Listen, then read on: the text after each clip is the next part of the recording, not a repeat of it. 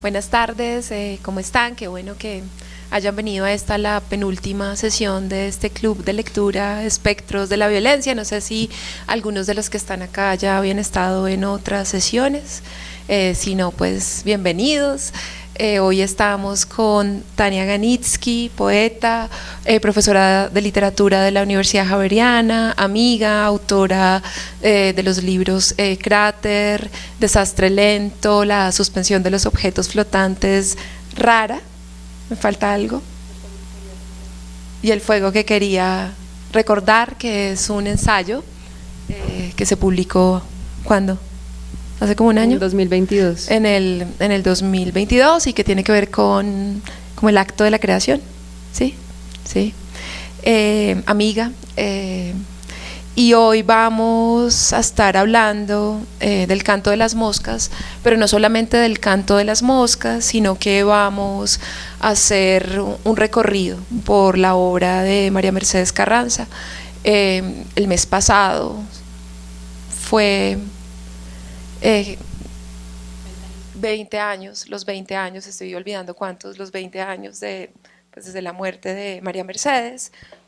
Y pues queremos hacer este ejercicio que va a ser, un poco les voy a contar cómo lo vamos a hacer, cómo va a ser la dinámica. Lo que vamos a hacer es ir recorriendo algunos poemas que vamos a leerlos y vamos a hablar. Yo voy a comenzar expresando mis ideas sobre lo que me evocan esos poemas que leímos y luego Tania va a hacer lo mismo. Entonces vamos a hacer como un asunto de no es una clase, pero vamos a ir moviéndonos de esa manera. En cualquier momento que ustedes quieran intervenir y que quieran hablar, solo tienen que alzar la mano. La idea es que conversen también con nosotras si algo de lo que estamos diciendo les evoca un pensamiento o tienen una idea, o si prefieren al final también hacer preguntas, pues aquí vamos a estar para contestarlas. Bueno, vamos a hacer este recorrido y yo quiero decir que nos vamos a concentrar sobre todo en los poemas, que nos vamos a abstener de hablar de cualquier estudio académico que sobre la obra de María Mercedes Carranza se haya hecho, y que lo que vamos a tratar de hacer es acudir a sus propios versos. Y quiero leerles un fragmento del poema de Boyacá en los Campos, que creo que decidí escogerlo para justificar esta decisión.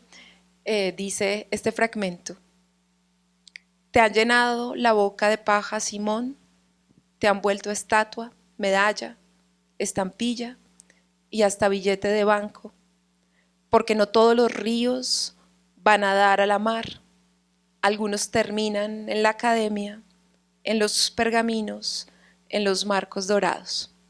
Creo que ahí como que se concentra un poco esta decisión, en la medida en que creo que a María Mercedes le hubiera gustado que habláramos de su poesía de esta manera, que la poesía sea esa palabra que se lleva, que los demás escuchan y que reaccionan y que genera una conversación, y no necesariamente que la palabra termine metida en un libro o en un estudio, ni que las palabras tampoco se queden completamente solidificadas, vueltas, unos fantasmas puestas en los anaqueles, y que dejen de significar, sino que por el contrario yo creo y tengo la sensación después de leerla, que lo que ella hubiera preferido es que esas palabras siguieran en movimiento y siguieran cambiando y siguieran dialogando sobre lo que tenemos que dialogar en Colombia, y que siguieran pues estando vivas entre nosotras y que siguieran comunicándonos cosas. Vamos a comenzar, yo ya estoy diciendo 3 veces que voy a comenzar, he comenzado no sé cuántas veces, pero vamos a comenzar, y le voy a pedir a Tania que leamos completo este poema que yo acabo de citar solamente un fragmento. Vamos a leer el poema de Boyacá en los Campos. ¿Puedes leerlo? Buenas noches. Gracias por estar aquí. Gracias a André por la invitación, a la biblioteca, Lucía por la gestión. Pues voy a agregar rápidamente que el recorrido que tenemos planeado es como para ir sensibilizándonos a las distintas formas en que escribe María Mercedes Carranza a lo largo de su vida, hasta llegar al Canto de las Moscas, que es el libro que nos convoca, que tiene unas formas muy particulares de escritura, de expresión, de crear sentido y de al mismo tiempo generar como una retirada y una resistencia también al sentido. Y la idea es entonces como comenzar desde el comienzo, desde sus primeros libros, para poder sentir como ese vacío al que se llega al final. De Boyacá en los campos. Allí, sentado de pie, a caballo, en bronce, en mármol, llovido por las gracias de las palomas y llovido también por la lluvia, en cada pueblo, en toda plaza, cabildo y alcaldía, estás tú. Marchas militares con coroneles que llevan y traen flores, discursos, poemas, y en tus retratos el porte de un general que más que charreteras lucía un callo en cada nalga de tanto cabalgar por estas tierras, y más que un físico a lo galán de Hollywood, tenía el ademán mestizo de una batalla perdida. Centenarios de tu primer diente y de tu última sonrisa, cofradías de damas adoradas y hasta guerras estallan por disputarse un gesto tuyo. Los niños te imitan con el caballo de madera y la espada de mentira. Te han llenado la boca de paja, Simón. Te han vuelto estatua, medalla, estampilla y hasta billete de banco. Porque no todos los ríos van a dar a la mar. Algunos terminan en las academias, en los pergaminos, en los marcos dorados, lo que también es el morir. Pero, y si de pronto, y si quizás, y si a lo mejor, y si acaso, y si tal vez algún día te sacudes la lluvia, los laureles y tanto polvo, ¿quién quita?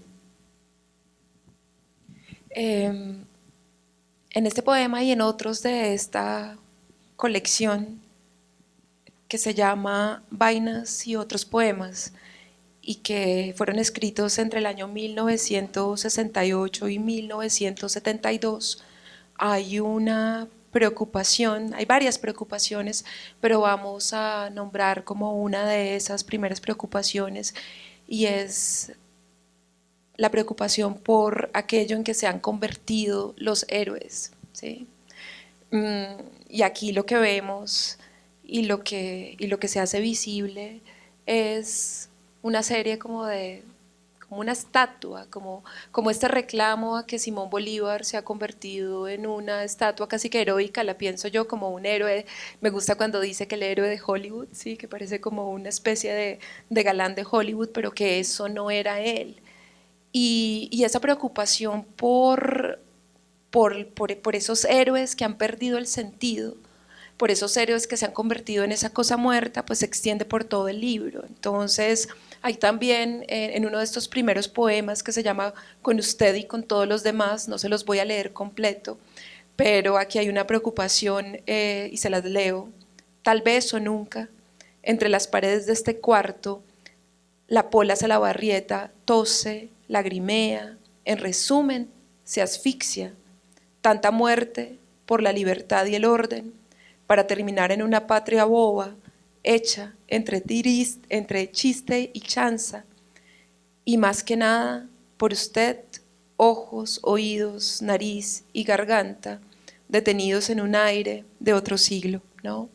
Entonces, pues yo quería que Tania nos hablara un poco sobre esta impresión que yo tengo, ¿no? Sobre cómo veo yo acá una de las cosas que es muy evidente en estos primeros poemas y es esa preocupación por lo que ha pasado con los héroes y no solamente con los héroes, también con aquello que hace parte de los símbolos patrios como el himno nacional, ¿no? Más adelante, en otro de los poemas lo que dice sobre este tema, dice: debe decirse viuda y gloria inmarcesible, pero no solo eso, debe decirse Termópilas, constelación de cíclopes y centauros, para que nadie entienda, ¿no?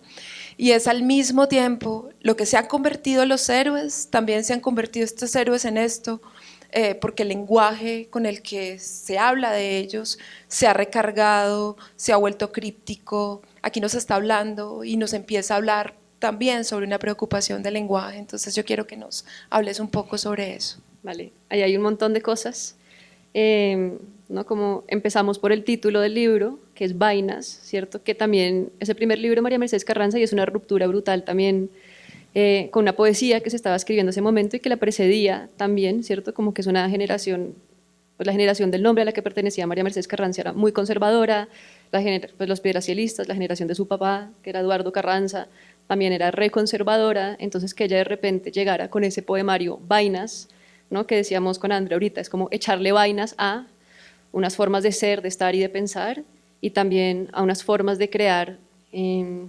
ídolos, en este caso con el discurso también, ¿cierto? Entonces, pues estoy de acuerdo con Andrea, como que estos poemas muestran que hay una suerte como de asimetría entre la manera en que hablamos de los próceres, de los héroes, asimetría entre cómo hablamos de ellos, cómo los inventamos, los mitificamos y los valores y las luchas que se suponía que debían de representar, ¿cierto? Como que también las personas pueden tener colgado un cuadro de Bolívar y realmente son lo más conservadores del mundo, lo menos independentistas, bueno, etcétera.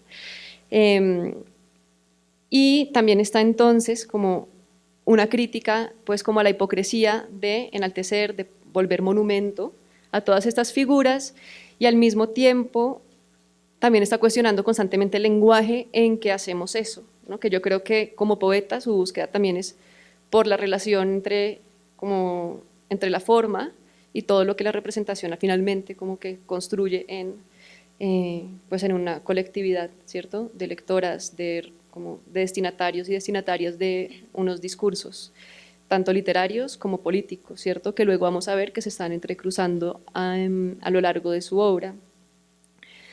Y esto es muy importante porque a lo largo de toda su obra lo que vamos a ver es como una necesidad de despojarse de esos mitos, de esa forma de crear ídolos, para aterrizar un poco como la humanidad, de los valores, como de una manera como más ética y más del día a día, ¿no? Como más sincera, más honesta y mucho menos hipócrita. Entonces no sé si leemos el poema de Métale qué. Sí, pero antes de eso, para complementar lo que estás diciendo, regreso otra vez a cuando la viuda arrancó sus cabellos a este fragmento, como esa necesidad de que las palabras le pertenezcan en realidad a quien tienen que pertenecerle, como que quien está hablando sobre esas realidades, sobre lo que está ocurriendo en el país, son algunas personas como que no están en realidad conectadas o que en realidad no están viviendo eso que está pasando. Entonces voy a este fragmento. O si lo leemos, igual es. Todo, cuando la viuda arrancó sus cabellos, sí. Bueno.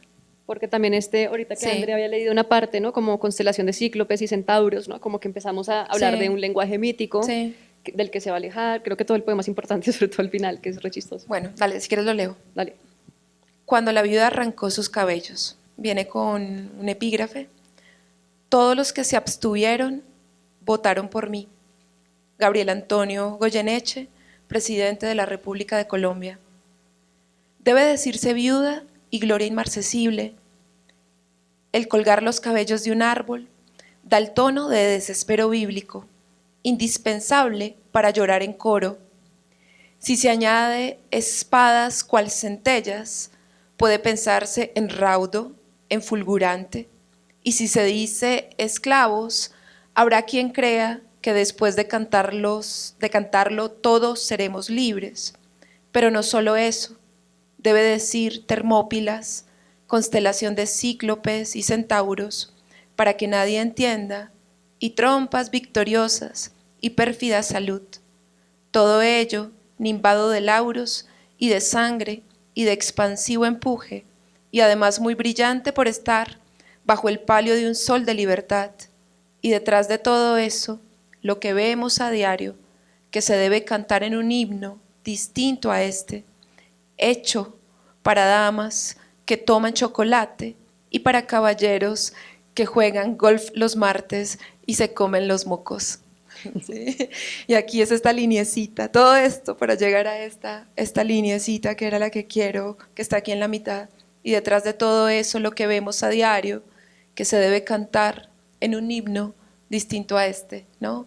Y aquí hay como un llamado y una necesidad y se empieza a comenzar como a ver un deseo y es un deseo de que exista un himno distinto a este que se está cantando que ha perdido su, su valor, su significado. Y también una crítica como muy concreta a una clase social, Muy puntual. ¿no? Como que la hipocresía está eh, como concentrada, ¿cierto? En esas mujeres que toman chocolate y los hombres que juegan golf y se comen los mocos. Y poder meter la palabra mocos en un poema colombiano, ¿cierto? Como, también es muy importante, o sea, también es un gesto gigante por romper. Y también le contaba a André que la relación con el nadaísmo de la generación sin nombre siempre fue como muy conservadora, muy elitista, muy crítica, ¿sí? Como no, estos chinos irreverentes. Pero María Mercedes Carranza es primero como de las pocas mujeres que escribió en ese momento crítica literaria y de la generación sin nombre, una de las únicas críticas literarias que rescató el nadaísmo justamente por transgredir y por romper y por hacer posible incluso que ella pueda poner la palabra mocos en este poema y titular el libro Vainas. Sí, como esta necesidad de naturalizar el lenguaje que en manos de cierta clase social que está nombrando ahí se ha vuelto grandilocuente e insignificante, digámoslo de ese modo. Estamos diciendo que aquí notamos esta preocupación por los héroes, por aquello en que se han convertido, por aquello que ha dejado de significar, y vamos a irnos hacia el poema que va a leer Tania, que es Métale cabeza, porque aquí vamos a fluir hacia esa segunda preocupación que empieza a estar ahí evidente, y es el asunto de la palabra y el asunto del lenguaje, pero lo vamos a llamar la palabra, ¿sí? La palabra, la búsqueda de la palabra. Métale cabeza. Ah, bueno, y hay otra cosa que ustea, ¿no? Que eso también es re bogotano, es como hablar desde un lugar muy específico, ¿no? Como un tiempo y un espacio particular. Métale cabeza. Cuando me paro a contemplar su estado y miro su cara sucia, pegochenta, pienso, palabra, que ya es tiempo de que no pierda más la que tanto ha perdido. Si es cierto que alguien dijo hágase la palabra y usted se hizo mentirosa, puta, terca, es hora de que se quite su maquillaje y empiece a nombrar no lo que es de Dios ni lo que es del César, sino lo que es nuestro cada día. Hágase mortal a cada paso, deje las rimas y solfeos, gorgoritos y gorjeos, melindres, embadurnes y barnices, y oiga atenta esta canción. Los pollitos dicen pío, pío, pío, cuando tienen hambre, cuando tienen frío. Los finales me encantan, de los mocos a cuando tienen hambre, cuando tienen frío. Y entonces aquí estamos frente a eso, frente a esa palabra y esta línea, está aquí, está acá. Cuando dice la palabra y usted se hizo mentirosa, puta, terca, es hora de que se quite su maquillaje y empiece a nombrar no lo que es de Dios, ni lo que es del César, sino lo que es nuestro cada día, ¿no? Y aquí es como ese llamado a nombrar las cosas de la cotidianidad, casi, Hacer ¿no? ese himno diferente Sí, ese del que habló himno en el poema diferente, anterior. sí, como que lo que tenemos que hablar para poder entender y para poder entendernos son esas cosas que hacen parte en realidad de nuestra vida y no esas cosas que están por fuera, ¿no? Casi como, y además dice Dios, ni de Dios ni del César, es decir, como que compara esas dos cosas. Y, y es un llamado, y lo que siento yo aquí es como, casi como un llamado a naturalizar el lenguaje por un lado, pero por el otro lado, y vuelvo y repito, a hablar de esas cosas que en realidad no nos pertenecen y que hacen parte de esa cotidianidad que se vive en este país. Y digamos que no los pollitos dicen pío, pío, pío cuando tienen hambre, cuando tienen frío. Es algo que no sabemos de memoria, ¿cierto? Es como nuestras palabras, ¿cierto? Como las de nuestra memoria, pero también es esa parte que ya le dije también es re triste, ¿cierto? O sea, están hablando como de que tienen hambre y tienen frío, ¿no? Entonces tiene como esa doble, ¿no? Como esa polisemia ahí, esos tres versos, porque es como, bueno, por un lado, ese es el lenguaje con el que tenemos que hablar, y por otra parte, Estas son las cosas que tenemos que nombrar también, ¿no? Como el hambre, el frío, la pobreza, que se está como tapando con el maquillaje, con los ornamentos, y pues la poesía no es para eso. Hay también alguien que hacía eso también mucho, como hablar, como decía él, con las palabras de la tribu, era Nicanor Parra, que escribió como poemas y antipoemas, y era en este tiempo en que María Mercedes Carranza estaba escribiendo eso, también un interlocutor de ella. Entonces creo que entre Nicanor y el nadaísmo y otro poeta que se llamaba Mario Rivero, también como que va como aflojando y haciéndose posible toda esta poética. Luego de estos poemas siguen los poemas de amor. Y aquí hay, digamos, como el cambio más evidente es que estamos moviéndonos de lo que podemos llamar como más colectivo, más político, más referido al país, más referido a esos símbolos patrios, y estamos entrando en un territorio más personal, ¿sí? Mucho más íntimo. Sin embargo, hay un poema dentro de estos poemas que me llama la atención, porque esa preocupación por la palabra también se empieza a extender hacia lo íntimo. Quiero que miremos, volviendo a estos poemas de amor, quiero que vamos hacia, es que estoy como confundida, perdóneme que es que tengo demasiadas notas, pero vamos hacia, espérate, es este poema, sí, me estoy saltando, me estoy devolviendo, quiero ir hacia este poema que es Aquí entre nos, ¿sí? Que se encuentra en los primeros también. Ese se encuentra también en Vainas, que es uno de los primeros, el que dice, un día escribiré mis memorias, quien que se respete no lo hace, y allí estará todo, estará el esmalte de las uñas revuelto, ese, ¿sí? Ahí, en ese poema, que está moviéndose, me parece que se está moviendo hacia lo íntimo, también se ve reflejado cómo esas memorias, pues son unas memorias de lo íntimo y de lo más pequeñito, ¿no? El esmalte que está ahí, las cosas que hacen parte de lo cotidiano, el corazón de la alcachofa, dice más adelante.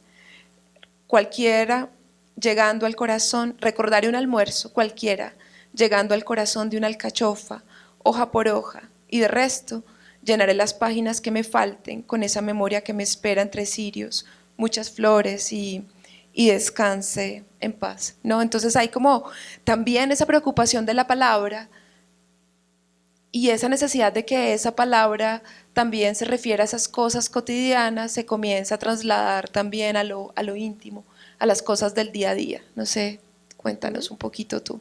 Sí, pues yo creo que ahí también está pasando lo mismo que, o sea, el lenguaje está, o sea, como estos poemas están tratando de abrirle campo a lo que no se considera poético, a lo que no se considera apropiado para un poema. Y parte de eso también es la vida íntima y también como los objetos, ¿cierto? Como, y la comida que está en la casa y que está en la casa además como de una mujer, ¿cierto? Como está hablando del esmalte, de pintarse los labios, ¿cierto? Como que también son cosas que una tradición como poética tan masculina eh, rara vez se ve y a veces también como que también las mujeres muchas veces escriben de una manera masculina, ¿cierto? Entonces como de repente que entren estos elementos como que ornamentan el cuerpo, ¿cierto? Dejan de ornamentar también el poema. Entonces eso, pues eso me gusta, como ese movimiento que hay ahí. Y creo que también hace parte como de hacer memoria, pero otros tipos de memoria, ¿cierto? Como de otros tipos de sujetos. Y lo de la alcachofa a mí siempre me parece increíble con María Mercedes Carranza, siempre que yo me como una alcachofa, como que pienso en ella, porque no es el único poema donde aparece, o sea, es muy bello. Y es una palabra divina. ¿Puedes leernos Bogotá 1982?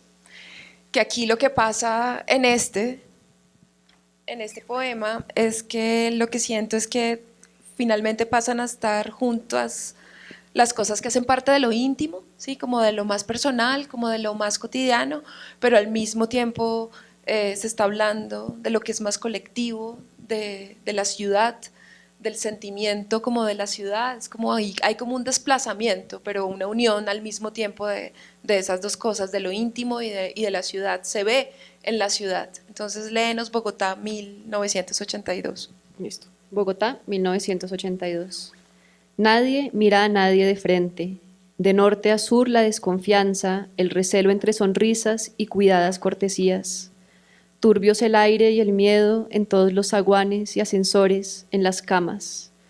Una lluvia floja cae como diluvio, ciudad de mundo que no conocerá la alegría.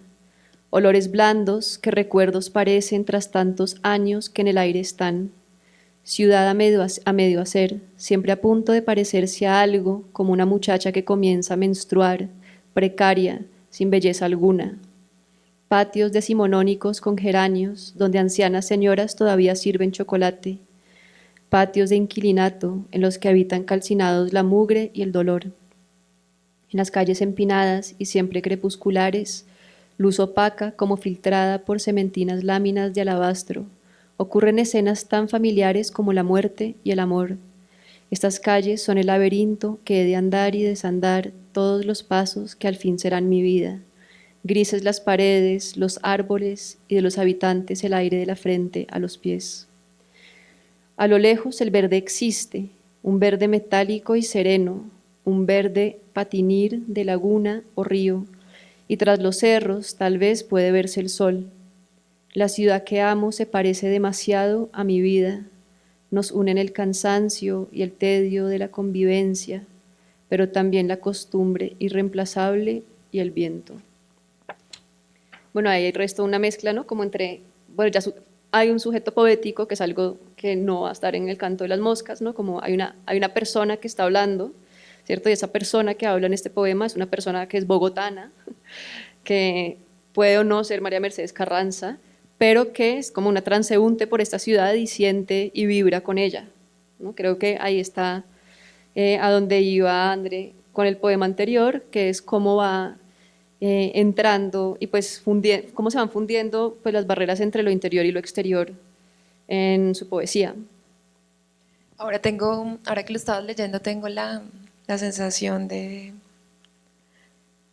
como que no tengo nada, como que no está todo tan ahí, sí, en los poemas, en muchos de estos poemas de María Mercedes Carranza, están ahí, como que luego, como que lo que diga, no sé, ¿para qué lo digo? ¿Sí me entiendes? Como que me surge, como que ya está, o sea, claro, yo estoy caminando, me convierto a través de la empatía en esa que está caminando y estoy sintiendo esa ciudad y la estoy viviendo y la estoy viendo y esa ciudad pues pasa a ser esta ciudad en la que yo me encuentro en este momento, ¿no? Sí.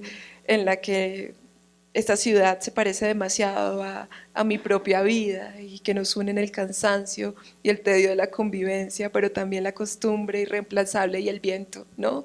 Me parece que es un gran poema sobre esta ciudad, pero además que el mecanismo como que me hace entrar dentro del poema, me hace más que ponerme a pensar en todas las cosas posibles que lo construyen, me hace pensar en que yo soy la que estoy caminando, ¿no? Pues yo Solo diría ese como, comentario. sí, no, porque también tiene su singularidad muy Sí, brutal, o sea, como que está firmado, ¿no? Está sellado, Bogotá, sí, 1982. claro. Y, ¿no? Y como Podría ser, como una fecha siempre es una fecha para el otro en el sentido de que también nos dice algo, pero al mismo tiempo la sella, ¿no? Entonces, como que uno dice, bueno, sí, esta es mi ciudad, pero al mismo tiempo yo ya no conozco los patios de los inquilinatos, porque antes la Candelaria, que es por donde transitaba ella, pues estaba lleno de inquilinatos, todavía hay, ¿cierto? Pero pues mucho menos. Pero obvio, como no, a lo lejos el verde existe y uno ya sabe, ¿no? Uno ve las montañas, entonces eso es re lindo, ¿no? Como lo que se reparte, lo que compartimos, lo que se contagia y al mismo tiempo lo que sí parece una foto vieja. Y eso, pues eso me parece re lindo en general de la poesía, ¿no? Que es como que hay unos caminos de acceso y también hay unos caminos que son imposibles de es recorrer. el imposible los habitan en las calles empinadas y siempre crepusculares. los inquilinatos, esos inquilinatos del centro y las ancianas que sirven chocolate. Sí, sí. Esos son los Esos que están no como existen. congelados en Sí, su esos tiempo, están que en es su re lindo. tiempo. Pero de resto nada está congelado en su tiempo. El resto no. No, solo es como esa línea, ¿no? Bueno, sí. Pero el caso es que me fui y me desvié y lo que estábamos diciendo aquí y lo que estábamos hablando es como esa transición que veo, que vemos aquí en este poema y que encuentro yo en este poema entre lo íntimo y entre lo que se vuelve ya también como más, mucho más colectivo. Y luego de eso nos movemos hacia tal vez unos de los que me parecen más, no sé si son más dolorosos los de Tengo Miedo, los de Hola Soledad, o son igualmente dolorosos, pero nos movemos hacia Tengo Miedo. Y en Tengo Miedo, yo lo que percibo en relación a la palabra, todo el asunto de la palabra está en todos lados, esta preocupación por la palabra, este llamado a la palabra, esta necesidad de que la palabra vuelva a significar. Y aquí yo lo que siento, lo que pienso, es que en Tengo Miedo ya se está cuestionando la palabra propia, ¿sí? Como la palabra de ella misma, como poeta, la palabra con la que designa su propia vida y como esa palabra no tiene sentido, casi como que si la vida misma se vuelve una especie de simulación. Quiero que leamos Patas arriba con la vida. ¿Puedes leer Patas arriba con la vida? Claro. Para que veamos esto que yo percibo. Pero espérame porque... Listo. Patas arriba con la vida. Tiene un epígrafe. Sé que voy a morir porque no amo ya nada. Manuel Machado. Moriré mortal, es decir, habiendo pasado por este mundo sin romperlo ni mancharlo. No inventé ningún vicio, pero gocé de todas las virtudes. Arrendé mi alma a la hipocresía. He traficado con las palabras, con los gestos, con el silencio. Cedí a la mentira. He esperado la esperanza. He amado el amor. Y hasta algún día pronuncié la palabra patria. Acepté el engaño. He sido madre, ciudadana, hija de familia, amiga, compañera, amante. Creí en la verdad. 2 y 2 son 4. María Mercedes debe nacer, crecer, reproducirse y morir, y en esas estoy. Soy un dechado del siglo XX. Y cuando el miedo llega, me voy a ver televisión para dialogar con mis mentiras. Sí, ¿qué te dice a ti ese poema? Soy un dechado del siglo XX y cuando el miedo llega me voy a ver televisión para dialogar con mis mentiras. Pues yo creo que tú deberías explicar qué es un dechado, porque me parece que es súper chévere pensarlo desde ahí y ahí podemos seguir. Cuando yo creo que la forma como más común que le llega a uno la palabra dechado es cuando la gente dice que es un dechado de virtudes, ¿sí? Como una expresión, pero ¿alguien sabe qué es un dechado? ¿Alguien cose? Sí.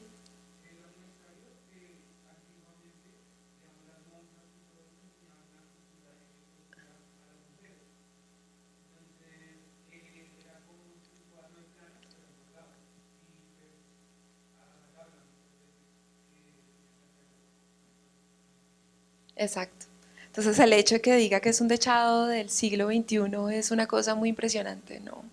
Digo del siglo XX, porque lo que está diciendo es que es como un cuaderno de ejercicios, ¿sí? Una serie de planas que se han hecho en la tela. En ella, Ajá, en ella del siglo XX, en entonces ella del siglo XX. sí. Es decir, nada está completo, es simplemente este ejercicio. Es como un dechado de nacer, de crecer, de reproducirse y morir, ¿cierto? Entonces es como, bueno, soy un dechado de la mujer que me tocó ser en el siglo XX, ¿cierto? Entonces eso implicó que tuve que reproducirme, que que tuve que hablar hipócritamente, ¿cierto? Como que arrendé mi alma a la hipocresía, he traficado con las palabras, ¿no? Como que yo lo que siento es que es como, bueno, está atrapada en este momento y está haciendo como un ensayo ella misma de todas estas cosas que está obligada a hacer y que está obligada a usar, ¿no? Como las palabras, como la costura, eh, como la poesía también, ¿no? Y como que siempre ha sido de alguna manera como muy obediente, ¿no? Como se ha permitido ser ese ensayo, pero pues lo que vemos también cuando la leemos es que obviamente digamos como que ahí ella no, no se está como reconociendo como todo el trabajo que realmente está haciendo para la poesía y para eso que ella critica, ¿no? Como que sí está abriendo un espacio que es menos hipócrita, que no es solo que crece, se reproduce y muere, sino como que nos hace pensar distinto y sentir distinto, ¿no? Y también es bien bacano cuando termina y cuando el miedo llega, me voy a ver televisión para dialogar con mis mentiras. Eso también es muy poderoso porque también ahí el cruce como entre lo personal y lo privado, entre lo personal y lo público se rompe, ¿cierto? Porque las mentiras del televisor son sus propias mentiras, ¿sí? Como que además el televisor siempre es simbólicamente muy importante porque es como entra al mundo de afuera a muchas casas, ¿no? Como la radio y la tele. Entonces creo que eso es súper interesante porque simboliza también ya como una apertura a un mundo exterior, pero aparte como que yuxtapone, como que desliza ese mis a lo que ve en la tele, que ya son sus propias mentiras, entonces ya está como súper apropiada de lo que está pasando afuera. Y este asunto de las mentiras y de sentirse casi como viviendo una simulación también aparece en el oficio de vestirse. Se los voy a leer. De repente, cuando despierto en la mañana, me acuerdo de mí. Con sigilo abro los ojos y procedo a vestirme. Lo primero es colocarme mi gesto de persona decente. Enseguida me pongo las buenas costumbres, el amor filial, el decoro, la moral, la fidelidad conyugal. Para el final dejo los recuerdos, lavo con primor mi cara de buena ciudadana, visto mi tan deteriorada esperanza, me meto entre la boca las palabras, cepillo la bondad y me la pongo de sombrero, y en los ojos esa mirada tan amable. Entre el armario selecciono las ideas que hoy me apetece lucir y sin perder más tiempo me las meto en la cabeza. Finalmente me calzo los zapatos y echo a andar. Entre paso y paso tatareo esta canción que le canto a mi hija. Si a tu ventana llega el siglo XX, trátalo con cariño, que es mi persona. Ay, me atormenta un resto porque qué dolor de cabeza tener esa conciencia, ¿no? Como todas esas cosas que se están replicando, todos esos roles que se están reproduciendo y no poder salirse o pensar que no se está saliendo, ¿sí? Porque es como, ahorita que he estado como pensando tanto en las resonancias y las remisiones, es como una remisión, la conciencia, ¿no? Como tengo, o sea, tengo conciencia de que estoy haciendo todo esto, eh, pero no puedo cambiarlo, ¿no? Es un poco ese poema y es, no sé, qué agobio. Sí, es bien claustrofóbico. Es como, y estoy haciéndolo todos los días. O sea, hago esto.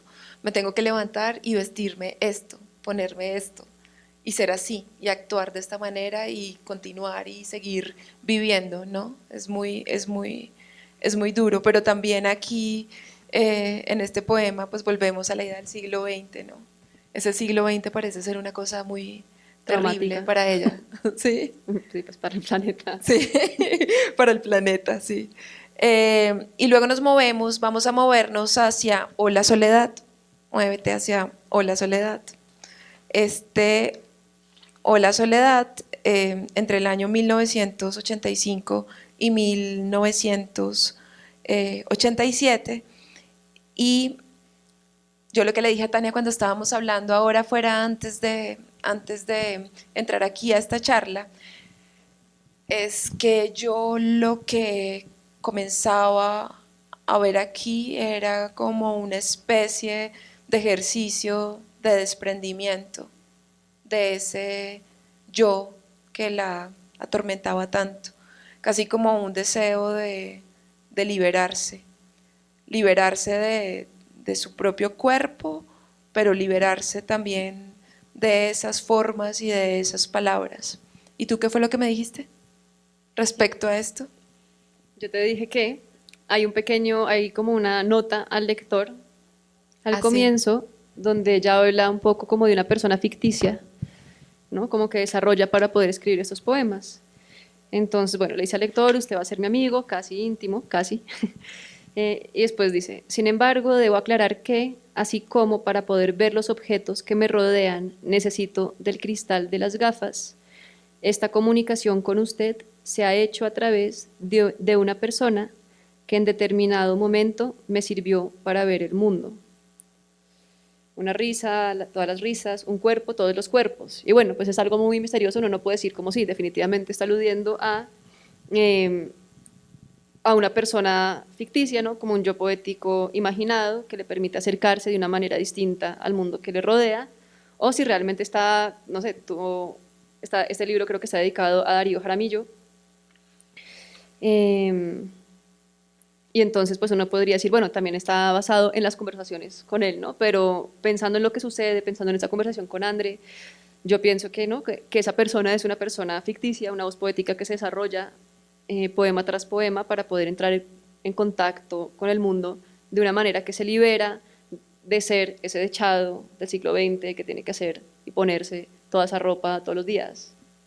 Sí, Vivian Gornick en un libro que se llama La situación y la historia, en el que habla precisamente de esa persona, dice no necesariamente que esa persona es una creación ficticia, ella se está refiriendo en ese libro a la escritura de aquello que se llama como el ensayo narrativo o el ensayo personal, que lo llaman los norteamericanos y que lo llaman en la tradición anglosajona, y ella dice básicamente que para poder escribir en realidad sobre uno mismo, uno tiene que crear una persona y que la creación de esa persona pues es básicamente que yo cuando estoy escribiendo de mí misma, cuando alguien está escribiendo de sí mismo, tiene que convertirse al mismo tiempo en sujeto y en objeto de la narración.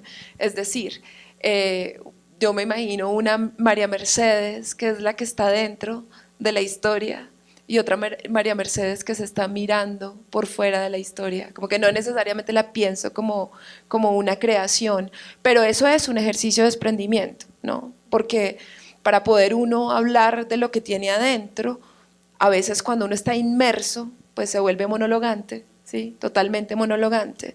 Y cuando uno se pone afuera, como que tiene la capacidad de observarse con detenimiento, ¿no? Tiene la capacidad de pensarse, casi que de analizarse, de verse casi como si uno fuera el espectador de esa propia historia que vivió, que sintió. Entonces un poco por eso me evocó con la palabra persona, pero de aquí de este desprendimiento, yo lo que quería que viéramos es dos cosas. Una es cómo todo comienza a ser como desplazado hacia esos objetos de la cotidianidad y luego casi como que hay una oración que aparece ahí. ¿Cuál era el que íbamos a leer de aquí?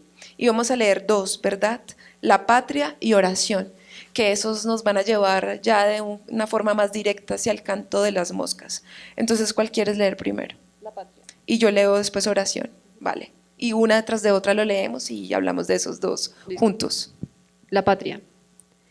Esta casa de espesas paredes coloniales y un patio de azaleas muy decimonónico hace varios siglos que se viene abajo.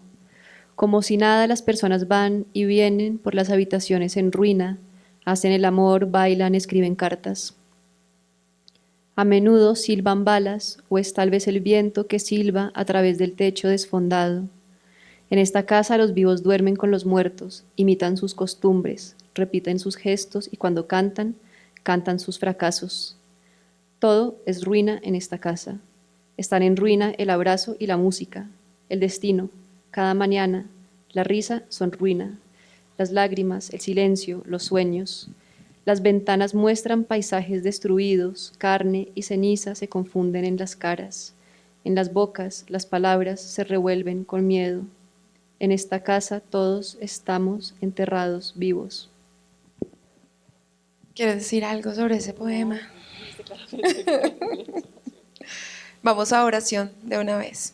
Después de este, en la misma colección, oración.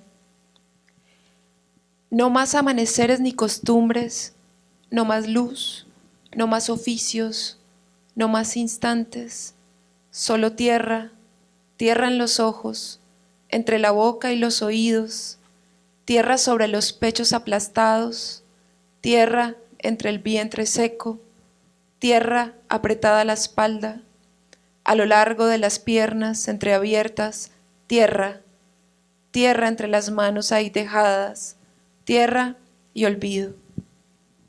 Bueno, si se dan cuenta, en ambos poemas ya no está ella, ¿no? Como, no es como, no hay un yo que está hablando, ¿no? Como que ya, por ejemplo, el de La Patria tiene el título de La Patria, entonces sabemos que esta casa, pues de una, es Colombia. Si no tuviera el título, queda como esa ambigüedad, ¿cierto? Como esta casa es tanto mi casa, ¿cierto? Que igual puede ser literal, ¿cierto? Como el día a día, el abrazo, la música, como que son todas esas cosas, esos gestos que realmente se mueven en el espacio doméstico y al mismo tiempo es una casa metafórica, ¿cierto? Como la patria. Y ya, pues sí, es que es re triste porque estamos llegando como a un lugar pues de muchísima muerte. Hablábamos también que son, este libro ¿de qué año es? Que Hola Soledad es de, creo que lo había acabado de decir, entre 1985 y 87. 1987. Hablábamos también como de que son súper como proféticos o tienen ahí como un presagio de toda la muerte que vendrá ya después, ¿no? Como que en el 89 matan a su amigo Galán, el narcotráfico arranca con, bueno, con toda la fuerza, luego sí, las guerrillas, el paramilitarismo, etcétera. Entonces es como, como que obviamente todo eso ya tiene como sus cimientos, ¿no? Y pues nada, están ahí como súper palpables en estos poemas donde ya ella también empieza como a desaparecer y darle lugar a toda esa tierra que cubre la boca de los muertos que está en el poema Oración. Sí, empieza a desaparecer, no empieza a desaparecer su dolor, pero ella como persona dentro de los poemas se traslada a esas cosas. Y este de la oración pues es casi como lo que es una oración, como un llamado, como un pedido. Y luego después de este viene Queríamos leer Elegía. Elegía, ¿Mm? ¿sí? Porque en Elegía pasa algo chévere y es que, digamos, ese dolor y esa sensación de ruina se mezcla también con lo que veníamos diciendo del comienzo, que es como estas palabras tan directas, tan de lo cotidiano, incluso como tan de lo, en verdad tiene resto de ornamentos de mujeres, ¿no? Aretes, collares, esmaltes. Bueno, Elegía. Caminaba mirando el cielo y me fui de narices. Ahora echo sangre por todas partes, las rodillas, el aire, los recuerdos. Mi falda se desgarró y perdí los aretes, la razón. No hay en el alma una manera otra de vivir un desamor. Y pues es muy impresionante este poema porque hay unas correspondencias, ¿no? Como entre lo que está, ¿no? Entre lo que está pasando, entre la situación cotidiana de tropezar y luego con el título Elegía, ¿cierto? Como ya un canto para un muerto, ya algo que empieza a llevarnos hacia el duelo, como que le da un significado a esa sangre que es ya simbólica, ¿no? Como que ya alude a unas muertes de un país. Bueno, es muy fuerte, pero al mismo tiempo está narrado como cualquier cosa, ¿no? Como que me caí, se me desgarró la falda, pero eso significa algo mucho más fuerte aquí, que también es curioso porque antes no es tan metafórica o tan simbólica. Entonces ahora como que empieza también el lenguaje cotidiano a adquirir como unos poderes de significación que tienen que ver con las correspondencias y con los símbolos. Y luego de ahí pues está la fecha, ¿no? 18 de agosto de 1989, que es el día del asesinato de Luis Carlos Galán. Tú querías leer un pedacito de ese poema, ¿cierto?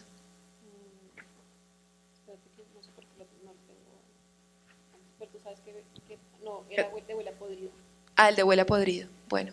Sí, de Huele a Podrido quería leer uno justo antes de entrar al Canto de las Moscas, un fragmento que, dándole continuidad a Patria y a Oración, dice: a tu alrededor, sin embargo, y a toda hora, hay muertos que mueren de verdad. El aire huele a cosa sucia y podrida, y la vida se vive entre las balas y el abismo. El miedo, como un sol negro y derretido, se filtra en las habitaciones, ocupa los espejos. El miedo, ese viento que cierra puertas y ventanas. Hay rencor y hay asco en todas partes, entre los platos de comida, sobre las almohadas. a la hora de hablar de los recuerdos, antes y después del buenos días, en los bostezos, en toda esquina, ojo, instante, boca. Y tú, infeliz sobreviviente de una muerte que forma parte del paisaje como el aire y que a todos al mismo tiempo manosea, debes cada día confundir tu culpa. Y yo quería leer ese poema por varias cosas. Por un lado, digamos que esa hipocresía de la que está renegando al comienzo en Vainas, como que ya no se puede escapar de la muerte, ¿no? Como que no hay forma de taparla, se mete en las casas, ¿no? Como que hay asco, están las cobijas, están las sábanas, está la comida, y la comida pues no por nada, ¿no? Porque también viene del campo. Luego, y tú, infeliz sobreviviente de una muerte que forma parte del paisaje, me parece que nos ubica ya en quién va a estar hablando en los poemas del Canto de las Moscas, ¿sí? Como que María Mercedes Carranza tiene un problema y es la culpa de sobrevivir a un montón de muertes que están sucediendo en el país y ella está en un lugar de privilegio, en la ciudad, etcétera, pero igual no por eso no siente, ¿cierto? Entonces, ¿cómo escribe sobre eso desde ese lugar? Es lo que yo creo que vamos a pensar ahorita que pasemos al siguiente libro. Sí, pero antes de eso, este que está, porque creo que conecta perfecto con lo que estás diciendo, es este Mon Semblable, lector de estos versos. Sé que vas a leerlos porque esperas que te digan aquello que quieres oír y nada más. Tal vez esa palabra próxima que te roce lo mismo, que otra caricia ya imposible. Tal vez esa palabra destruida que te regrese al olor perdido de un jabón o un río.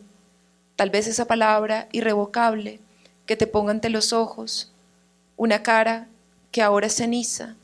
Tal vez esa palabra ajena que te diga igual que aquellas con las que ardiste en otro tiempo, pero no las hallarás aquí. También las he perdido para siempre. Yacen ya entre la tumba que me espera.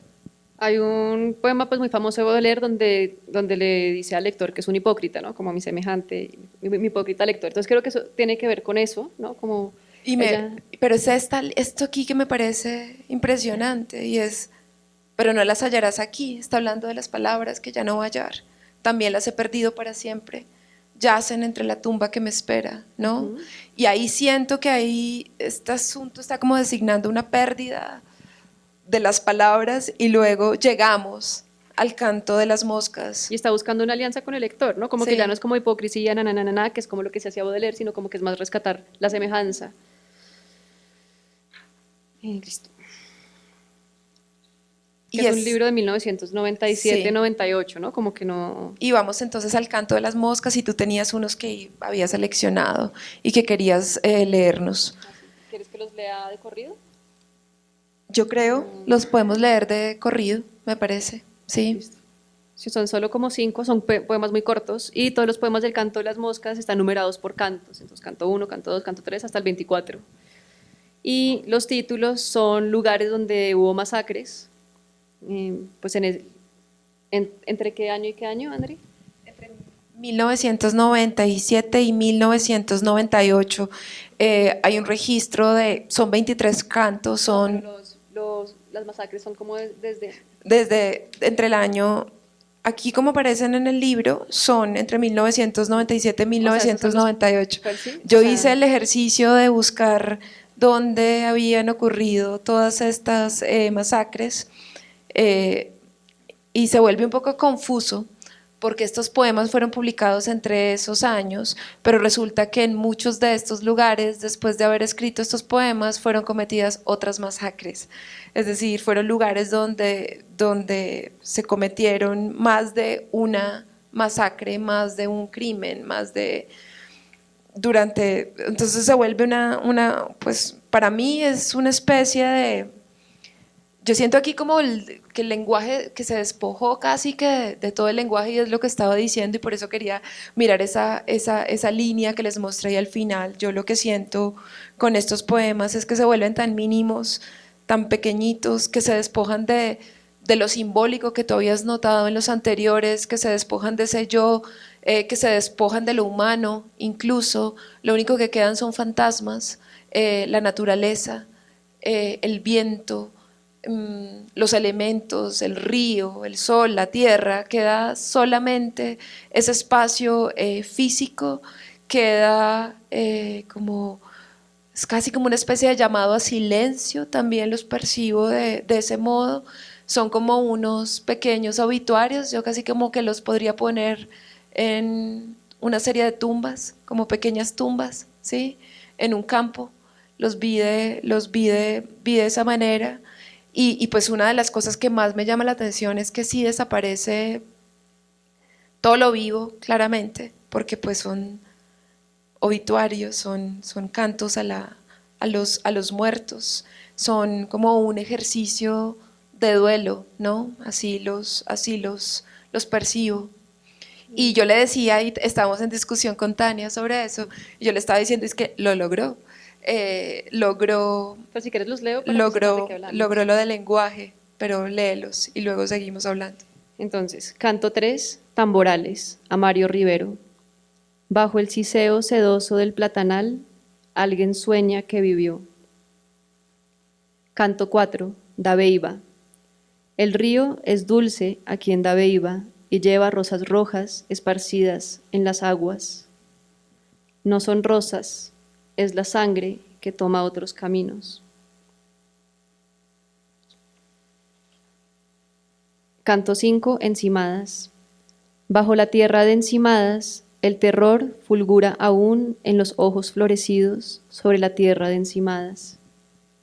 Y voy a leer dos más. Canto 18, Paujil. Estallan las flores sobre la tierra de Paujil. En las corolas aparecen las bocas de los muertos. Ituango. El viento ríe en las mandíbulas de los muertos. En Ituango, el cadáver de la risa. ¿Hablo? Ok, pues ahorita pensando en lo que decía Andrea sobre los epitafios, es raro porque no hay nombres propios, ¿cierto? Y es como difícil hacer un epitafio o una tumba sin un nombre. Entonces realmente yo creo que aquí hay como, no sé, también son masacres, ¿cierto? También es como, no, pues una masacre por definición es pues más de 3 personas, 2 personas. Bueno, más de una persona. Entonces, como que es extraño, no es tan, y sí hay mucha presencia de algo vivo y es la naturaleza, ¿cierto? Como el río, el ciseo del platanal, etcétera. Entonces es rarísimo porque sí hay una vida y de hecho el de la corola de las flores, ¿no? Como que siempre como que los muertos se están transformando en esa naturaleza que yo creo que es algo como espeluznante del paisaje colombiano, ¿cierto? Que uno como que ve lugares y sabe que ahí ha pasado algo y de repente como que la naturaleza está ahí como quieta. No sé si se acuerdan la exposición de Jesús, ¿cómo se llama? Jesús Abad, Colorado, que eran pues, ¿no? Como espacios naturales donde han pasado cosas y era escalofriante porque pues parecía como un árbol normal, un bosque y de repente era un lugar donde había pasado algo remacabro. Entonces creo que eso pasa aquí con la naturaleza. Y le decía a Andrea también que tienen una estructura que es muy parecida a la japonesa del haiku, ¿cierto? Que son poemas de la contemplación de la naturaleza, muy cortos y pues les iba a leer como algunos solo para que vieran el tono, que es el mismo. Y les voy a leer como 2. La primera nieve, las hojas de los narcisos apenas se inclinan. Y otro, lluvia de flores, un cuervo busca en vano su nido. Si se dan cuenta, el tono es muy parecido, la estructura es muy parecida, pero también hay como un giro ahí, porque mientras como que esa es una naturaleza que sí podríamos decir como pacífica, como armoniosa, ¿cierto? Como que ella está volviendo eso como algo local, ¿no? Como que también le está firmando con una fecha, con un lugar, con un tiempo pues totalmente distinto a ese, pero el observador de alguna manera es el mismo del haiku, ¿sí? Como que alguien que se para como un poco fuera, mira, porque ese es su lugar, ¿cierto? Como es el lugar de su sobrevivencia, y escribe como desde ese silencio, esa naturaleza residual que está, que es la que primero está como envolviendo y haciendo como ese cantándole a los muertos, ¿cierto? Y ese canto de las moscas también, ese es el zumbido de las moscas que vuela alrededor de los cadáveres y que es el primer canto y el canto que se mantiene a lo largo de todos. El de la sangre en el río, lo vuelvas a mirar. ¿Qué es lo que estás diciendo? Un poco como que El río es dulce aquí en Dabeiba y lleva rosas rojas esparcidas en las aguas. No son rosas, es la sangre que toma otros caminos. y luego las bocas de los muertos en las flores, ¿no? El de las Las flores. corolas. Sí, es como esos muertos, como esa muerte que se está volviendo flor, río, ¿sí? Que está ahí, que se está yendo en esos ríos, como transmutando un poco, ¿sí? Como, o sea, no son, ahora que lo dices,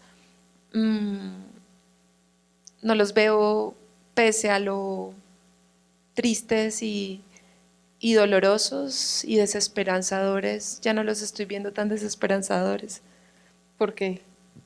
porque siento que ayer estaba leyendo, ayer estaba leyendo un cuento de niños que se llama El pato y la muerte, y es precisamente la muerte que se está llevando al pato y coge el pato y al final lo pone en el río y el río se lo lleva y ahí pues simplemente hay como, y así es la vida, o sea, hay como una reafirmación de que hay vida ahí también, Pero es eso decir, es, que los cuerpos no, o sea, como que hay algo, como que se están transmutando, como que se están volviendo río, como que están corriendo. pero no son muertes naturales. No, no Digamos son que muertes naturales, no es no, aceptable. no, no son Esa es aceptables. como la No, no diferencia. son esperanzadores, pero lo que digo es que no los estoy viendo, o sea, los vi como, los estaba viendo antes como que cancelaban toda posibilidad, ¿sí? Como que eran la muerte y ya es oscura y ya y solo es oscura y como que ahí veo simplemente como una necesidad de dejarlos ir, como que esos muertos tienen que fluir, tienen que volverse agua, tienen que volverse esa flor. Ujú. Sí, como que la naturaleza los envuelve La y naturaleza los los devora, envuelve que y los también es un devora. proceso que igual tampoco es idílico, ¿no? Pues igual es un proceso No, no, no. violento pues del consumo de la materia que somos, pero pues es lo que es. Y también siento yo que hay algo importante aquí, ya, que es que pues muchas veces la poesía sobre el conflicto ha sido muy antropocéntrica, ¿no? Entonces de repente como que poner en escena todos estos paisajes, toda esta naturaleza también habla sobre, para mí, sobre el origen del conflicto, que me parece como algo muy inteligente de su parte y distinto como una tradición masculina de hablar de la violencia que también vemos después ahora en La Mata con Eliana Hernández. Sí, sí, hola, buenas noches. Retomando un poco lo que tú preguntabas, acuden mucho a los hechos, principalmente del 91, como el poema Segovia, que habla de la muerte del periodista Julio Daniel Chaparro, Sí. y la masacre en Vista Hermosa, también del 91, de finales de 89 hasta el 91, de la OP. Yo no estaría de acuerdo con lo que dices, en razón de que considero que este proceso de personificación de la naturaleza retumba en aquellas víctimas que fueron desplazadas. Y al retornar a estos escenarios, en los cuales hay una presencia del río que se cargó los muertos, hay una carga emocional. Entonces, Pero, ¿con quién estás de acuerdo? con el pato y con Ya. muerte, Sí. porque como mencionabas, no es una muerte natural, y es una muerte que carga y se evidencia en estos poemas y en las voces que ella trae, como se carga el valle, el río, las montañas, las cordilleras empiezan a presentarse como seres sintientes, que curiosamente, ahí como haciendo un paréntesis, el mismo reconocimiento del río Acato como sujeto de derechos y el mismo trabajo que ha hecho Rutas del Conflicto frente a una lectura de la naturaleza en el contexto de violencia. tal vez no me expliqué un poco como que lo que estaba tratando de expresar y de llegar, que todavía no he llegado bien a formarlo en mi cabeza, es que siento que de todas maneras, como en ese acto de hablar de esa sangre que se mueve y de mostrar esos, digamos, esas bocas de esos muertos que se vuelven flores, ¿sí? Que están en las flores, hay un ejercicio también de duelo, ¿sí? Lo que quiero decir es eso, hay un ejercicio contemplativo ahí, en esos espacios, en mostrar en esta sangre que se mueve, que para mí y los percibo son como una especie de llamado, casi como las lágrimas, como al dolor. ¿Sí? No estoy queriendo decir que simplemente está diciendo no, que se vayan en el río y ya, y esto es bello, porque entonces ya ese es el destino de, digamos, de la vida, como ocurre como en el pato, en la muerte.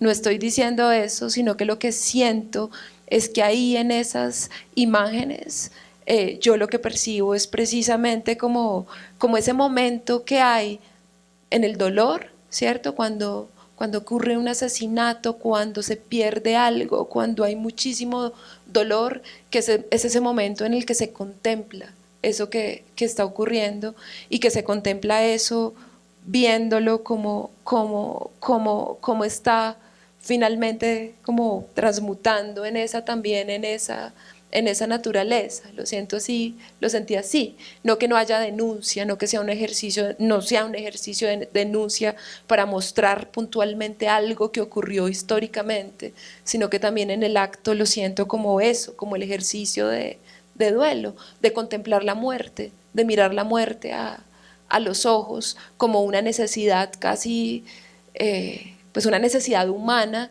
y una necesidad de la sociedad, como que nos lo puso ahí al frente, ¿sí? Miren esto, y tenemos que mirarlo de frente como lo que nos produce, ¿no? Y lo que nos da, es algo así como lo que siento. El video es que no hay nada que mirar, ¿no? Que es como lo que es espeluznante, ¿cierto? Que yo creo que es pues el problema de estos poemas y lo que la hace hacer mucho silencio, ¿cierto? Como que ella no puede hablar en nombre de esos muertos. Entonces, ¿qué es lo que está? Como el lugar donde murieron. Y en ese lugar donde murieron, creo que ahí lo que pasa con la naturaleza, como todo lo del río que lo declararon sujeto de derechos recientemente, bueno, hace como 4 años, 5 años, a la trato, es que ahora estamos más acostumbrados, pero cuando ella está hablando, ¿no? Como que ahora sabemos, ¿no? Como que los ríos arrastran cadáveres, etcétera, pero en el 97 no era tan común, entonces creo que ella sí está como desnaturalizando la naturaleza, ¿cierto? Como que no es una naturaleza,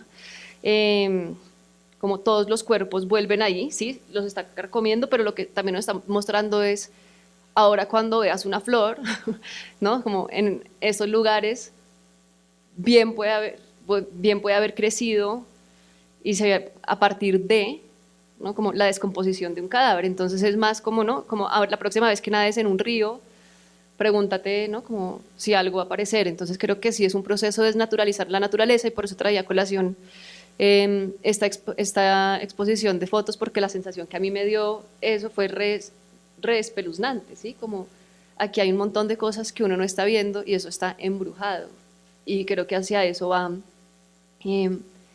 como el consumo de los cuerpos de la naturaleza en estos poemarios y que luego también su diálogo como con la tradición y la poesía, aunque ya no es vainas y ya no le está metiendo pues la palabra alcachofa a los poemas o la palabra vainas, sí está diciendo, ¿no? Cuando digo río rojo, no estoy diciendo río lleno de rosas, ¿no? Como que es la misma lucha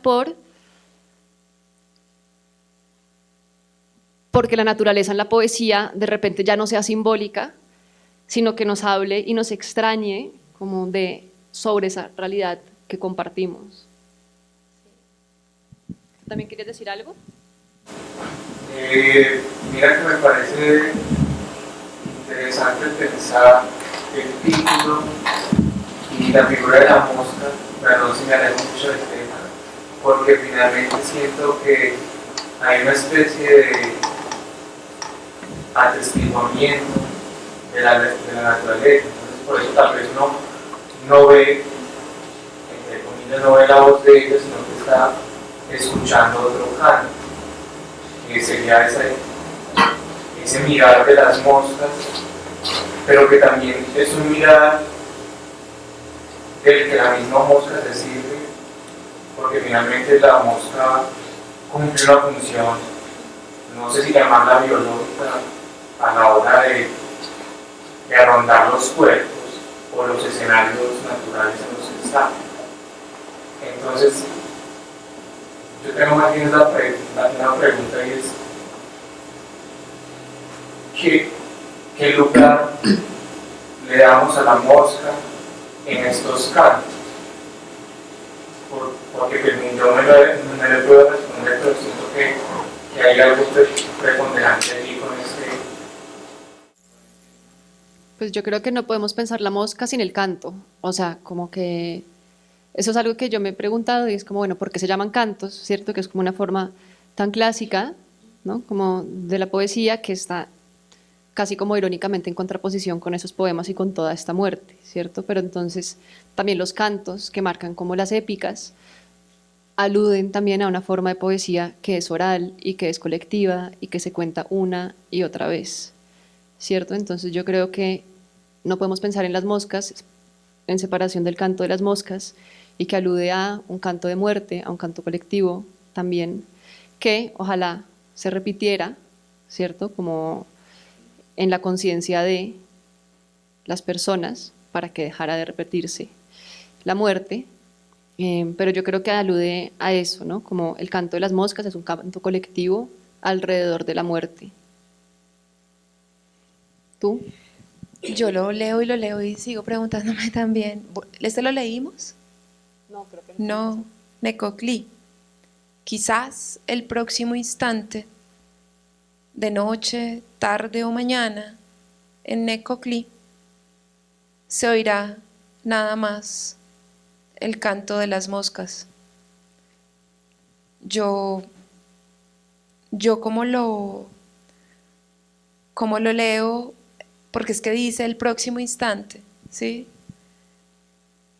Siento que hay como, está hablando de otro tiempo, o sea, de un instante anterior a ese instante, que es el instante próximo, y en ese instante lo que se está oyendo es algo muy horroroso, ¿sí?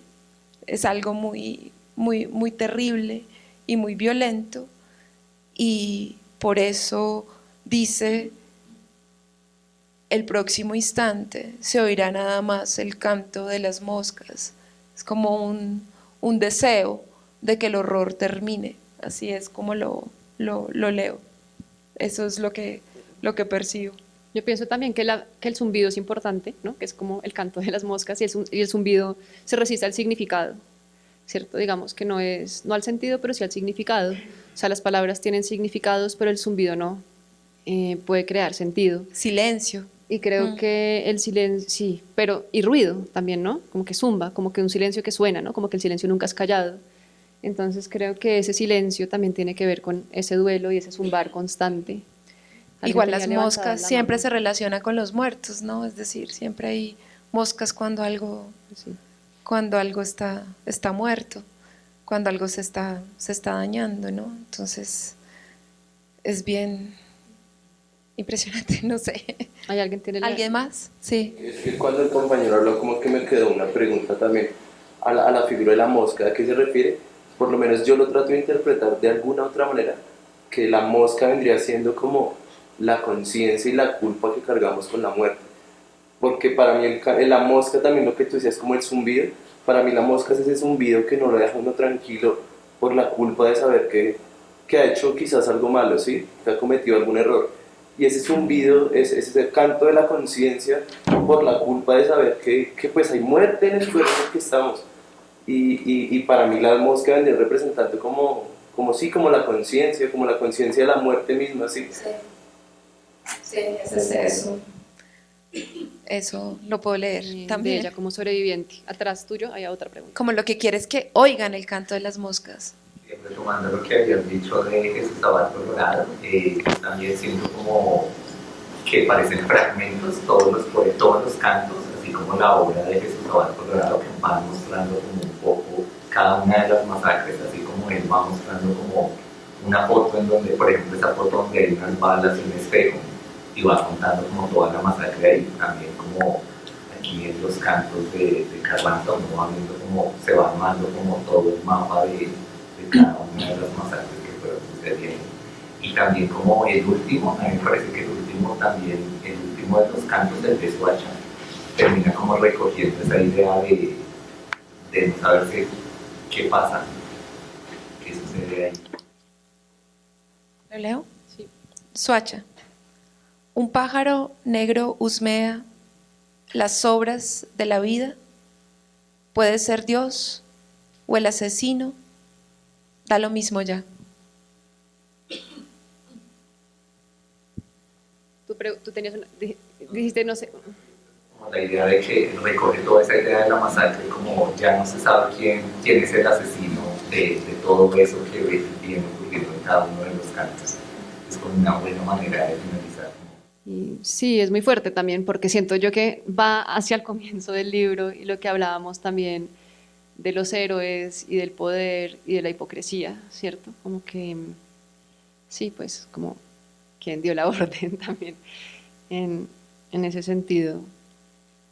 ¿Sí? ¿Alguien tiene otra pregunta? ¿Por qué no lees para cerrar el de los caracoles? De los caracoles. Sí, casi todos los poemas que leímos son absolutamente devastadores, y uno pensaría que no hay ningún otro Pero está fuera del canto tipo de las moscas. poemas, está por fuera del canto de las moscas.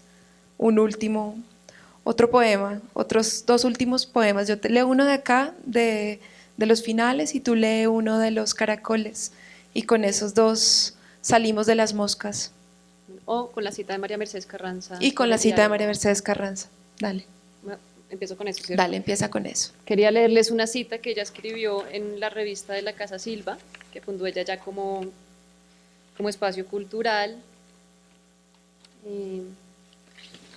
pues porque es lindo y porque tiene que ver con lo que estamos hablando aquí. El país hoy necesita diálogo, es decir, necesita de la poesía. No se crea, como tantos proclaman con sorna y desprecio, que la poesía elude la realidad, que es un anestesiante o un medio de distracción de los verdaderos problemas.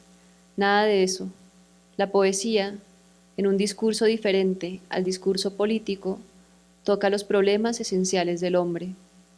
Pero además, en momentos como este, en el que se han degradado los valores básicos de una colectividad, y especialmente el respeto a la vida y los términos elementales en medio de los cuales deben desarrollarse la convivencia dentro de una sociedad, la poesía reitera y afirma hasta desgañitarse esos valores.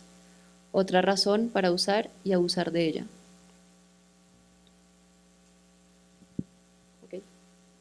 Nada, pues quería solo leerlo, o sea, Sí, pues me parece que es sí, bastante claro, sí. ¿no? Como que es un parte de un texto que escribió en 1987, o sea, está escrito 10 años antes que El canto de las moscas, pero creo que mantiene el espíritu de lo que hemos estado hablando y que la lleva finalmente a escribir el canto de las moscas y también pensar que, ¿no? Como que los libros no pueden terminar ahí, sino como en espacios como este, donde estamos dialogando. Le estaba contando a Andrea que hace poco en la Javeriana donde trabajo, en una clase leyeron El canto de las moscas y luego unos estudiantes hicieron como trabajo final, bueno, una revista alrededor del poemario, pero también contactaron a personas en cada uno de estos pueblos, hicieron como un podcast, pues grabaron a una persona de cada lugar leyendo el poema. Y bueno, me pareció reinteresante porque esos diálogos pues casi nunca se dan, ¿no? Como que realmente a Suacha igual sí, ¿cierto? Pero que llegue a Tamborales, por ejemplo, pues quién sabe, ¿sí? Seguramente María Mercedes Carranza no llegó ahí. Entonces, esos diálogos pues es importante hacerlos tanto si se escribe como sobre comunidades, con las comunidades y también en Bogotá con las personas que estamos aquí. Sí. Y eso va como por donde comenzamos la charla y en ese primer poema en el que pues ella está diciendo que las cosas no se queden en la academia, ni en un marco, ni en una especie de estatua sin movimiento y sin vida, sino que la poesía está pues precisamente para eso, para generar diálogos, para volver a situarnos también en ese momento histórico, pero también en el presente, ¿no? Y como yo siento que cada uno de estos poemas pues nos está hablando ahora también en este momento, ¿no? Lo que estamos viviendo ahora. ¿Ya? ¿Listo? Bueno, entonces pues ¿alguien tiene más preguntas, cosas que decir por acá? Sí, yo estaba pensando como en la librería, que es una... ¿La qué? La librería Sí, sí. allí en el norte. Y digamos que hace poco fue el primer año, entonces cuando, pues digamos, estaba hablando Santiago Espinosa, Federico Villalmenados y Ramón Cote, digamos. Yo sí sentí que como que había una especie como de hospitalidad masculina, digamos, al hablar pues de la obra de María Mercedes Carranza y cómo se la han apropiado de ella. Y no solamente ellos como poetas, sino como que yo escuchaba, digamos, a Libreri, etcétera, etcétera. Entonces, claro, había como un complot, o yo me lo vi así, o sea, yo lo sentía así, con el cartel, etcétera. Entonces, claro, yo me pongo a pensar que pues Colombia sí se ha vuelto como, o los hombres colombianos, digamos, ¿no? Hemos convertido a nuestro país como en una mansión pues, de hospitalidad masculina, donde, digamos, economistas, arquitectos, científicos, académicos, políticos, líderes, pues, o sea, todos nos hemos como encargado de representar pues, un papel, digamos, ya sea pues en ese escenario bélico, digamos, ¿no? O acá, detrás, o sea, debajo pues, de la tarima, que sería como los espectadores, los ciudadanos, ¿no? Entonces, como que en el momento en que hago pues, Natalia, pues como si yo sí sentí como una incomodidad, ¿no? Como que, uy, está hablando una paisa, digamos. Digo, claro, como ha sido la apropiación de María Mercedes Carranza en otros lugares, pues en otras regiones del país, digamos, como, y porque una cosa es como ser rola y como que entre rolos como que tenemos unos códigos sociales por estar en el centro del país, y uno sí lo nota pues en esa desigualdad entre las mujeres, ¿no? Como que o están en una condición de servidumbre y cuando tienen cierta pues, autoridad, como que están dando, están rindiendo cuentas pues, a los hombres también. Entonces, como que se ha vuelto un tema muy, desde mi punto de vista, muy complaciente, ¿no? Como que yo sí siento esa hospitalidad, si los señores de vigilancia me saludan, a que sea una mujer, digamos, a que sea una librera o un librero, digamos, joven. Donde, digamos, las chicas más jóvenes, pues, hace poco alguien me dijo, señor, como ponemos atención. Entonces, claro, cuando tú comienzas, digamos, ese poema de Simón, digamos, como que uno sí siente como que esos valores como heroicos, como que todavía se mantienen, como yo lo veo así, como que los hombres sí nos hemos encargado de untarnos de mierda, de sangre, de barro, digamos, en nuestros códigos masculinos, pero como que cuando se expone la intimidad, pues femenina, pues se vuelve eso como es un agujero negro desde un punto de vista, como que atrae, como que hay que dejarlo como encapsulado, como condensado. Yo siento que María Mercedes es así, o sea, yo lo veo así, como es como ir a un estrato más abajo de nosotros, porque hace parte pues, de una generación anterior, de la generación de nuestros padres, digamos. Entonces, pues mi pregunta era esa, ¿cómo creen que ha sido la recepción de María Mercedes Carranza en otros lugares del país? Porque yo siento que es diferente cuando lo lee, no sé, Lucía Estrada o el testimonio de Pierre Boner o de Giraldo, digamos, que vienen de otras partes del país y se instalan aquí en Bogotá. Y yo, pues no sé, sería pues, como mi pregunta. Pues yo creo que cualquier persona puede leer a María Mercedes Carranza, o sea, que Lucía Estrada en Medellín puede leerla. Uno no, o sea, uno no solo lee las cosas con las que se identifica totalmente o reconoce, ¿no? Como que una lógica del reconocimiento no tiene por qué estar ahí. Y de todas maneras, tampoco es que, o sea, incluso una persona en Australia podría leer a María Mercedes Carranza y de pronto, claro, no le va a parecer Rola, pero le va a parecer otras cosas. O sea, el sentido no se limita a eso. Entonces, pues, Pues, no sé aparte- si eso responde a tu pregunta, pero pues Mary Yolanda Sánchez, que es del Tolima, el Guamo. pues adora a María Mercedes Carranza y no es bogotana. Pero pues hay algo que las une y es la escritura sobre la violencia. Yo no soy bogotana tampoco y la leo. Eh, no, no estudié tampoco literatura, no soy, estudié escritura, soy periodista, soy de un pueblo y la siento, creo que si hay algo que hizo bien fue desprenderse de esa grandilocuencia y de esa como soberbia. Creo que todo el ejercicio de escritura es precisamente un tratar de desprenderse de eso y un tratar de conectarse con los demás y con la experiencia, tal vez no vivida de manera directa, como pasa en el canto de las moscas, que era lo que estábamos hablando con Tania ahora. Tal vez ella no estuvo en esos lugares, tal vez los vio a través de la televisión, a través de los medios, a través de la información que le llegó como periodista, pero ese ejercicio poético, todo ese ejercicio poético, cada vez que estaba hablando del país, creo que era un ejercicio de tratar de